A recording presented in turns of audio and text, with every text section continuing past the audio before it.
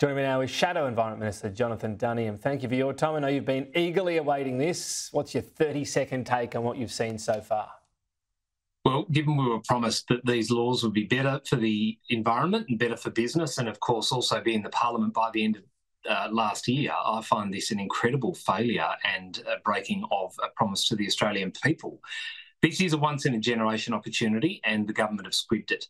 Instead of giving us the new laws that will make it better for the business and environment sectors, we've been landed with a new bureaucracy. That's all. No new laws. It's creating no more certainty for the community and no better protection for the environment. Okay. You say no new laws, but there's going to be an ability to stop projects if they are breaching some of the conditions that have been set.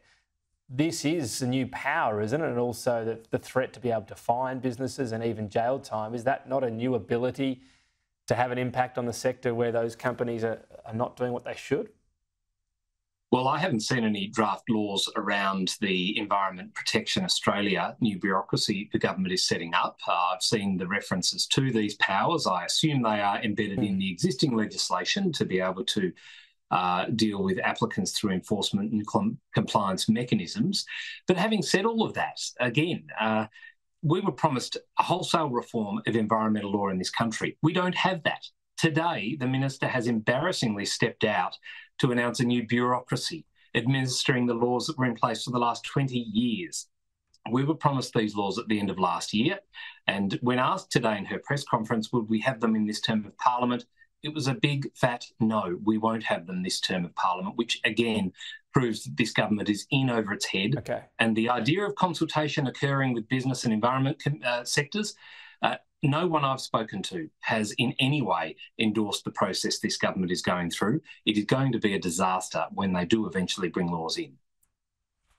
A couple of the changes they're looking to make is to actually properly ascertain where there are rare species around the country so that businesses, in particular, I guess, mining projects, don't go through all the rigmarole of having a proposal and then finding some sort of rare species on it.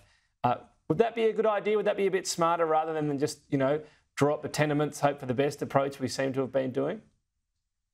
Well, I think that, again, speaking with industry, which is something the minister hasn't been doing, despite her claims to the contrary, there are better ways of doing things all over the shop in relation to these reforms. Providing certainty up front about where you can and can't commission new projects, I think, is a good way of doing it. But I would not trust Canberra to get it right. I think this needs to be industry-led in partnership with the community that owns the environment, rather than a bunch of bureaucrats and politicians setting down the rules around this.